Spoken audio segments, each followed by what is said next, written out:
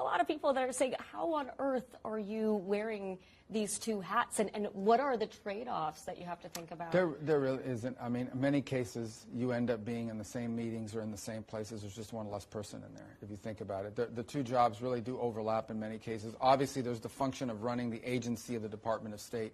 But what I find myself in many cases doing is when a lot of people would come to Washington, for example, for meetings, and they'd want to meet with a national security advisor and then meet with me as Secretary of State.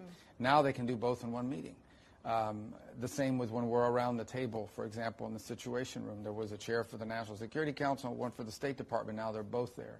Are you doing more time at the White House than traveling abroad? Well, when there's a conflict, yeah. I mean, and so what we've had over the last couple of weeks is we've known that there might be something breaking out in the Middle East, and then we had to manage our role in it. So, yeah, you spend more time there in that regard. But I go to the State Department almost every day because we have a lot of bilateral meetings with foreign ministers that are coming to town, so I go and see them over there. Well, and the NSC has changed a lot under you, and I think a lot of people know what the Secretary of State role is, but how do you envision, what does the Marco Rubio NSC look like? Well, it's not the Marco Rubio NSC, it's the Donald Trump NSC, and what its job is to coordinate the agencies to execute the president's mission. So it's the conductor of an orchestra. The NSC doesn't play the clarinet or the flute or the violin. Its job as the conductor is to make sure that everybody is playing the sheet music based on their instrument.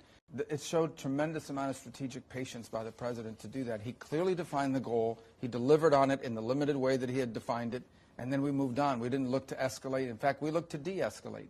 You saw they did an attack on one of our bases after warning us that they were going to do it. Nothing happened. President didn't respond.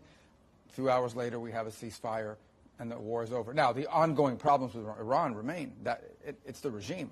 If the regime wants a civil nuclear program, we can negotiate that with them. If what they want is a nuclear weapon, that's not going to happen. And I think the president has proven that he's willing to act when he says he's going to do something.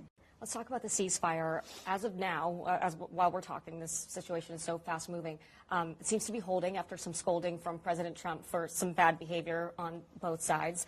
But what exactly are the terms, and what incentivizes both sides to stick to it, particularly Iran? Well, the terms are very simple, and that is that Israel said that they had finished their mission. From the very beginning, the Israelis had a defined list of things they wanted to achieve.